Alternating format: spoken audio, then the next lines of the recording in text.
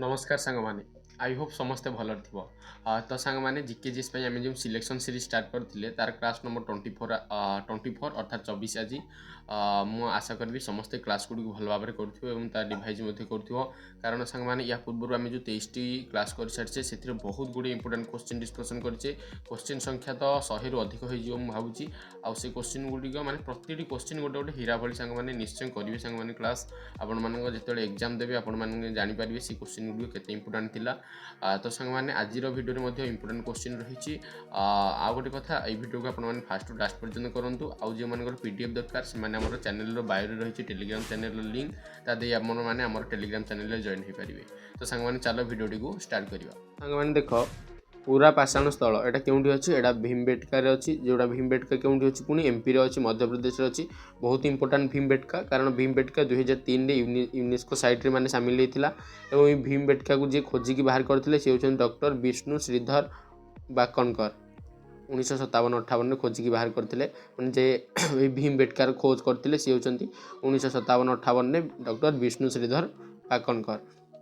तो परवर्ती देखा तो सांग मैंने ये हूँ समाधि स्थल ना गुड़ा माने जमी राजीव गांधी समाधि स्थल ना हूँ वीरभूमि एमके गांधी अर्थात मोहनदास करमचारी गांधी समाधि स्थल ना हूँ राजघाट जवाहरलाल नेहरू समाधि स्थल ना हूँ शांतिवन लाल बहादुर शास्त्री हूँ विजयघाट चौधरी चरण सिंह किसान घाट इंदिरा गांधी शक्ति स्थल Jagjivan Ram Samata Sthal doctor B R Ambedkar Chaityabhoomi doctor Rajendra Prasad महाप्राणी घाट एमती केमी मन रखिए जमी महात्मा गांधी जड़े राजा भली थे कारण राजघाट कहीं राजा भली से चारिड़े माने सब मुख्य आंदोलन गुड़िक आम भारत में महात्मा गांधी करिसेंती तो से जड़े राजारू राजघाट राजीव गांधी जड़े वीर थे वीरभूमि जवाहरलाल नेहरू देखिए जवाहरलाल नेहरू पूरा सदा सर्वदा शांतशिष्ट रोते तो शांतिवन लाल बहादुर शास्त्री बहादुर जी हम सी ही तो विजय पाइब जी बहादुर हम सी ही विजय पाइब तो बहादुर शास्त्री विजय घाट और किसान घाट जी सब चरण जी सब चौधरी चरण एम सब कौन थे किसान थे अर्थात कृषक थे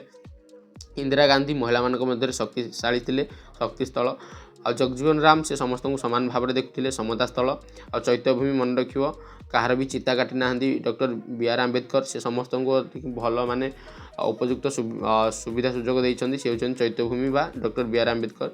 तो सांग मैंने एमती आपण ट्रिक अनुसार मन रखिपारे। परवर्ती देखिए सांग मैंने मौलिक अधिकार को प्रभावी करने आईन तैयारी कराए क्योंठी तैयारी कराए पार्लियामेंट बा संसद में। जोर्डान कैपिटल बहुत इंपोर्टाट जोर्डान कैपिटल हूँ अमान। रेलवे जोन और तार हेडक्वार्टर किछटा देखा जमी नॉर्थ ईस्ट रेलवे हेडक्वार्टर क्योंठी अच्छी गोरखपुर उत्तर प्रदेश अच्छी। सेंट्रल रेलवे हेडक्वार्टर क्योंठी अच्छी सांग मैंने से हूँ मुंबई अच्छी सेंट्रल रेलवे मुंबई महाराष्ट्र अच्छी। नॉर्थ सेंट्रल रेलवे हेडक्वार्टर आलाहाबाद अच्छी आलाहाबाद अर्थात जोटा को आम कौन कहे प्रयागराज कहे Uttar Pradesh. East coast railway headquarters Bhubaneswar Odisha अच्छी। South southern railway headquarters Chennai रही चेन्नई तमिलनाडु में रही। परवर्ती देख सांग मैंने राष्ट्रीय गीत जार ना हूँ वंदे मातरम किए लिखिं समस्त सांग मैंने बुक एंड अथर क्लास कर मो स्टार्टिंग जिके गोटे क्लास अच्छी यूट्यूब रे निश्चय करूँ। वंदे मातरम लेखक होती बंकिम चंद्र चटर्जी से आनंद मठ लिखिं। तो ये वंदे मातरम प्रथम थर पर जिते बड़े कौटी करा इंडियन नेशनल कांग्रेस बा भारतीय राष्ट्रीय कांग्रेस अधिवेशन में गान करा तो केते मसीहा क्यों अधिवेशन में गान करा ना 1896 कोलकाता अधिवेशन में राष्ट्रीय संगीत वंदे मातरम प्रथम थर पर भारतीय राष्ट्रीय कांग्रेस अधिवेशन में गान करा। परवर्ती देखते सांग मैंने वंदे मातरम को संविधान द्वारा 24 जनवरी 1950 ग्रहण करागला। ये वंदे मातरम टाक जो आम राष्ट्रीय गान भाव में 1950 जनवरी 24 तारीख में ग्रहण करागला। परवर्ती सांग मैंने यहाँ आपण गोटे मोटिवेशन हो पारे जमी देखूँ गुलबर सिंह जापान 5000 मीटर बा 1000 मीटर समान 1 किलोमीटर तो 5000 मीटर समान 5 किलोमीटर तो 5 किलोमीटर रेस रे जो गोल जीति किए गुलबर सिंह जापान जो होता से खेल होता से गोल जीति 5000 माने 5 किलोमीटर रेस रे। तो 5 किलोमीटर रेस को सी जो खत्म करते गुलबर सिंह सी हूँ 12 मिनिट 59 सेकेंड माने मिली सेकेंड कहीपर माइक्रो सेकेंड कहीपर 0.77 अर्थात अप्रोक्सीमेटली 13 मिनिट आम कहीपर। ता पूर्व आउ जन रेकर्ड थी नॉर्वेर नाटा मुझे जानी सेमती रेकर्ड थी के ना 13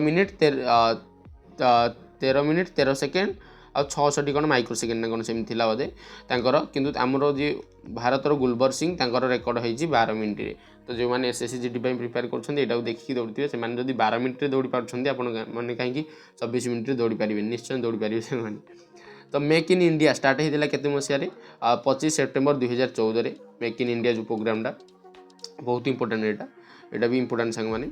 ପ୍ରଧାନମନ୍ତ୍ରୀ ବା PM ସହିତ ମନ୍ତ୍ରୀ ପରିଷଦରେ ମନ୍ତ୍ରୀମାନଙ୍କର ଟୋଟାଲ ସଂଖ୍ୟା ଲୋକସଭାର ମୋଟ ସଦସ୍ୟମାନଙ୍କ ସଂଖ୍ୟାରୁ କେତେ ଅଧିକ ହେବା ଉଚିତ ନୁହେଁ। ଅର୍ଥାତ୍ ଯେଉଁ ଆମର ପ୍ରଧାନମନ୍ତ୍ରୀ ଅଛନ୍ତି, ପ୍ରଧାନମନ୍ତ୍ରୀ ଆଉ ସମସ୍ତ ମନ୍ତ୍ରୀ ପରିଷଦମାନଙ୍କର ଟୋଟାଲ ସଂଖ୍ୟା ଲୋକସଭାର ମୋଟ ସଦସ୍ୟ ସଂଖ୍ୟାରୁ 15%ରୁ ଅଧିକ ହେବା ଉଚିତ ନୁହେଁ। ଏଇଟା କେଉଁ ସମ୍ବିଧାନ ସଂଶୋଧନରେ ବର୍ଣ୍ଣିତ ଅଛି?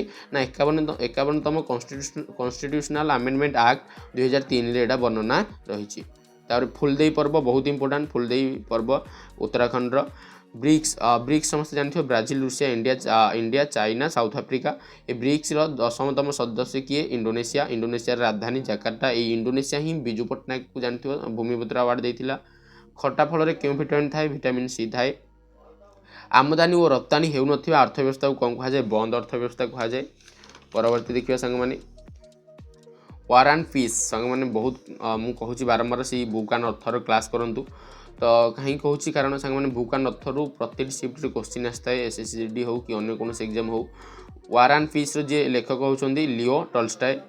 ହୀରା କାହାର ମାନେ ଆଲୋଟ୍ରୋପିକ୍ ମାନେ ରୂପ, ମାନେ ହୀରା କାହାର, ହୀରା ଯେଉଁ କଠିନଟା ସେଇଟା କାହା ପାଇଁ, ମାନେ ସେଇଟା ହେଉଛି କାର୍ବନ ପାଇଁ।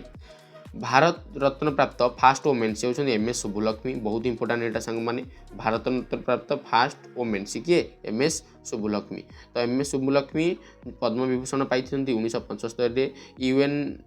ୟୁଏନ୍ରେ UN ପୁରସ୍କାର ପାଇଛନ୍ତି 1966ରେ। ସାହିତ୍ୟ ନାଟକ ଏକାଡେମୀ ପାଇଛନ୍ତି 1956ରେ। ପଦ୍ମବିଭୂଷଣ ପାଇଛନ୍ତି 1954ରେ। ଆଉ ଯେଉଁ ପ୍ରଥମ ଭାରତ ରତ୍ନ ପାଇଛନ୍ତି MS ସୁବୁଲକ୍ଷ୍ମୀ କେତେ ମସିହାରେ ପାଇଛନ୍ତି? 1998ରେ ପାଇଛନ୍ତି। ତ ସାଙ୍ଗମାନେ ଆଜିର ପାଇଁ ଏତିକି କୋଶ୍ଚିନ୍ ଥିଲା। ତ ସାଙ୍ଗମାନେ ଏଇଟା ଯେଉଁ ଏକ୍ସପ୍ଲାନେସନ୍ଟା ଏପଟ କୋଶ୍ଚିନ୍ର, ଯାହାକି ଆମେ କ୍ଲାସ୍ ନମ୍ବର 25ରେ ଦେଖିବା। ତ ସାଙ୍ଗମାନେ ମୁଁ ଆଶା କରୁଛି ସମସ୍ତେ ଭିଡ଼ିଓଟିକୁ ଭଲ ଭାବରେ କରିବ। ବହୁତ ଇମ୍ପୋର୍ଟାଣ୍ଟ କୋଶ୍ଚିନ୍ ଏଗୁଡ଼ିକ ସାଙ୍ଗମାନେ, ଆପଣମାନଙ୍କ ଏକ୍ଜାମ୍ରେ ଏହା ନିଶ୍ଚୟ ହେଲ୍ପଫୁଲ୍ ହେବ। ଆଉ ଯଦି କିଛି ଡାଉଟ୍ ଥିବ କମେଣ୍ଟ ସେକ୍ସନ୍ରେ ପଚାରିବ, ମୁଁ ତାର ରିପ୍ଲାଏ ଦେବାକୁ ଚେଷ୍ଟା କରିବି ସାଙ୍ଗମାନେ। ରହୁଛି, ନମସ୍କାର।